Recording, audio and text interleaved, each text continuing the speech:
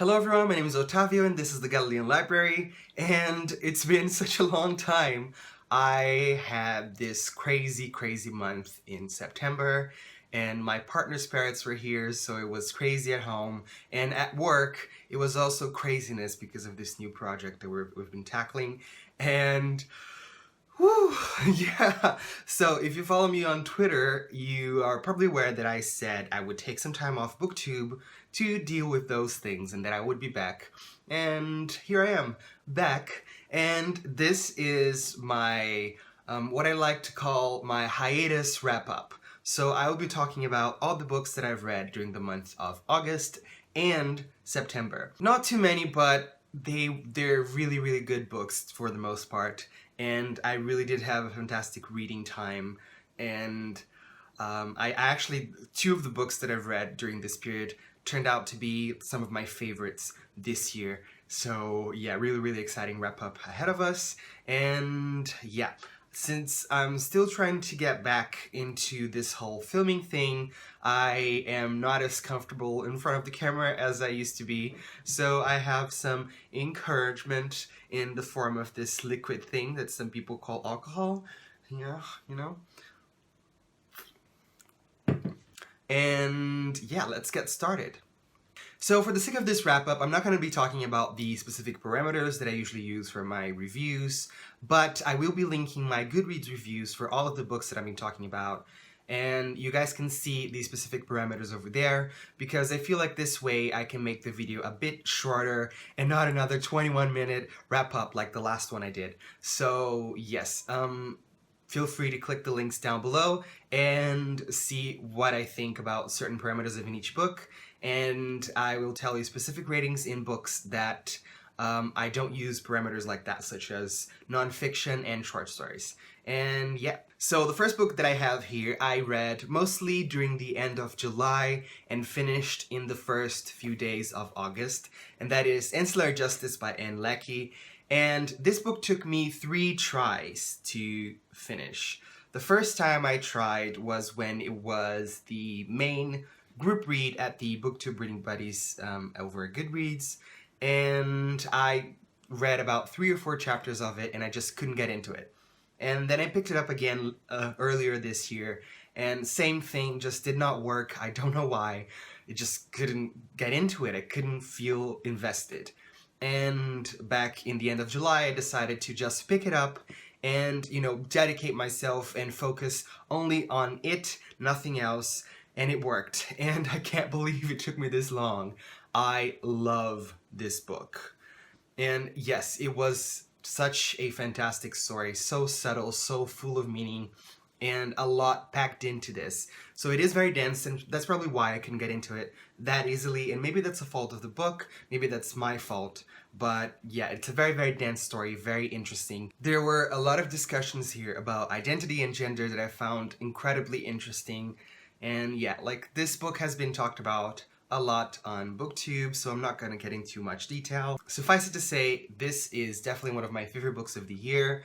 The overall rating was 4.8, and yes, fantastic book. I highly recommend this. So the second book I read was Assassin's Apprentice by Hobb, and this is another one that I tried before and I just didn't get into it, and this time I did. So this is the first book that I've read by Hobb, and also the first book in the Farseer trilogy, which is also a part of the much bigger series, the Realm of the Elderling series, and I am in love with this world.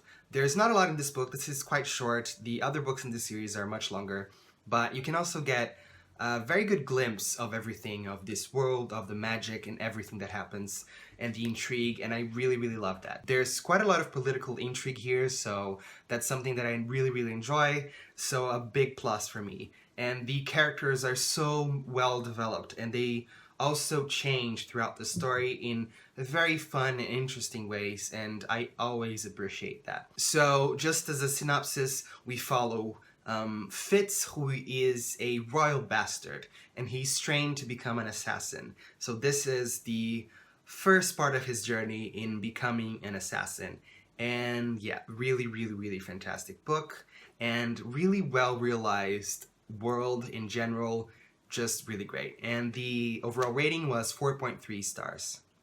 Next, I finished Unlocked, An Oral History of Hayden Syndrome by John Scalzi. And I read this one with Rachel at Kalanati. So basically this is the prequel short story or novella, I don't know the length exactly. It's the prequel to Locked In, which is one of the latest John Scalzi books. And both books follow the Hayden syndrome, which is a disease that starts with flu-like symptoms, but in certain cases that are somewhat rare, a person that suffered the disease gets locked into their bodies. They cannot control their bodies anymore. They cannot move their arms. They cannot open their eyes, I think, and they can't talk. They can't communicate. So because of that, because there's so many people in that condition, the government funds research to develop a network in which these people can connect and talk to the outside world. So the narrative is constructed in a series of articles/interviews, and I found that very interesting. However, I felt that I could not connect to the story whatsoever. It felt like reading nonfiction a little bit, so it felt like reading scientific journals or scientific interviews with people that actually dealt with this disease, which is super, super interesting, but just not emotionally resonant. So I found this a bit, distant, sort of a distant story. Very interesting, but just didn't go quite there for me. And since this is a shorter work, I did not use my review parameters, just a plain star with 0.5 increments. So overall, I gave this 2.5 stars, so kind of mediocre, but still interesting. I would recommend if you find this sort of thing interesting, like reading about diseases and about how governments and health agencies deal with those diseases. So in this aspect, it'll be a very interesting story, but not in the emotionally or character-based aspect. So yeah. Next I have The Last Colony by John Scalzi, and this is the, I believe, third book in the Old Man's War series, and I listened to it as an audiobook, and the narrator was really great. I think it was Will Wheaton, not sure. Yeah, I'm really not sure about that, but it was really good as an audiobook. So I really enjoyed this series, and this book I felt still gave me this great story that I've grown accustomed to in the Old Man's War series. And this time around we follow a new colony called Roanoke, and I found that aspect of the story really, really interesting.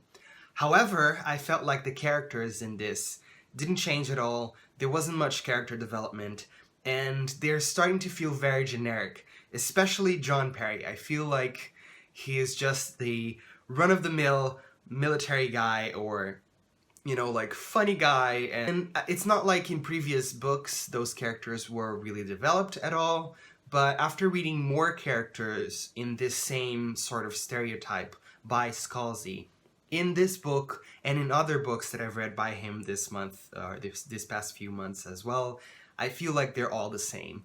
And this is kind of starting to get to me, but still the plot and the story were really, really great. And I just also wish that Jane Sagan, the other character in the series, was more prevalent in this story, because I find her a lot more interesting than John Perry. Still a really great book, and the ending was phenomenal. Probably one of the best endings in the series so far, and overall I gave this 4.2 stars. Next I have Agent to the Stars, also by John Scalzi, and this is his debut novel. He published this independently a long time ago, and his next novel, Old Man's War, was picked by a publisher. As a debut, I thought this was very interesting. So just as a background story, we follow an agent in Hollywood. He's a celebrity agent, and he is hired by an alien species to sort of help them introduce themselves to humanity in a good light. They are very foul and ugly and disgusting, so he has to find a way to introduce them to humanity in a way that's not gonna repulse everybody. This is a very, very interesting concept, but overall I felt the story was lacking. I feel like it could have more urgency, it could have a more intricate plot, and it could have better characters. And yeah, like I said before, the characters in this are completely generic, and specifically the main character and his boss.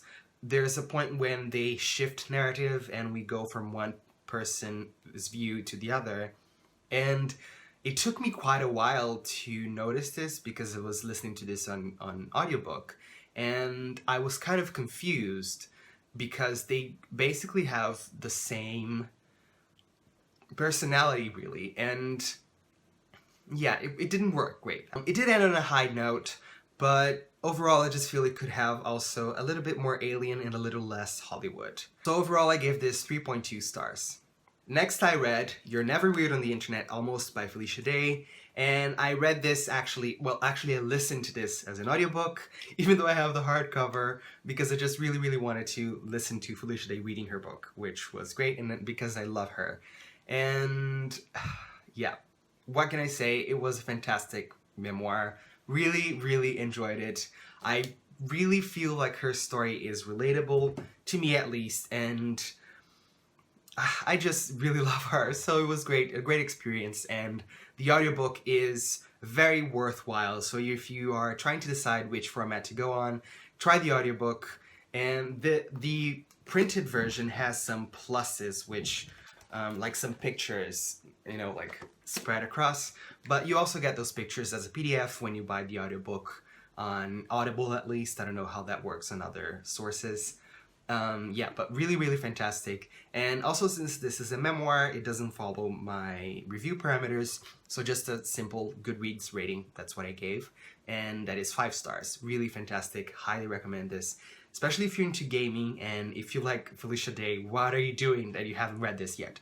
Go and read it. This is such a great memoir. And last, but definitely not least, I read The Just City by Jo Walton. The premise of this book is that the gods in Olympus, the Greek gods, live outside of time, so they can come into time whenever they want, and they have a certain amount of power that is limited by necessity, that's what they call it, and by other gods' powers. And basically, Athena hears prayers to her throughout history, asking her to instate Plato's Republic, which is a proposed form of government that would maximize justice and make sure that everybody is their best selves, that everybody is striving for excellence. So Athena instates the Republic in the island known as Callisti, which today is basically a hole in the ocean surrounded by certain islands, including Santorini. And that is because there was a huge volcano there that destroyed everything. So she creates the Republic there to be destroyed so that no evidence of it can be spread throughout history. So obviously this is before the volcano explodes. And it also develops the myth of Atlantis. Yes, very crazy premise, but this was such a fantastic novel. I really love this. And it basically mixes many things that I love, like philosophy and political discourse and science fiction and fantasy and Greek mythology and Greek philosophy. It was phenomenal, really great. And it doesn't have a very intricate or detailed plot. It's more of a character and discourse-based book, like a discussion of what would it be like if Plato's Republic was actually real, was actually instated somewhere. So for that reason, it was absolutely amazing to me. Reminded me a little bit of Sophie's World by Jill Steingarter, or Jo Steingarter, I don't know how to pronounce his name. Yeah, really fantastic novel. And rating-wise, this is my favorite book of the year. Yes, I gave this 4.9 stars. Such a fantastic novel. I cannot wait to read the second one in the series, The Philosopher Kings. Yeah, high praise for Jo Walton for this. This is amazing. So currently I'm reading Anything by Neil Stephenson still. It's taking me quite a while to read that, but I'm really enjoying it as well. And I'm also reading the second book in the Farseer trilogy, Royal Assassin by Robin Hobb, and I'm almost done with that one, also really enjoying it. And I'll be picking up some other books later as well. And yeah, so I hope you guys enjoyed this wrap up, and I'm really glad to be back. And for the next week or so, you can expect a book haul that's going to be very long, either a really long video or 2 parts, I'm not sure yet. And you can also expect my 500 subscriber giveaway, which I haven't done yet, even though I have reached 500 subscribers a while ago. So thank you very much to everybody who subscribed, and thank you for not going away while I was away from BookTube for this month.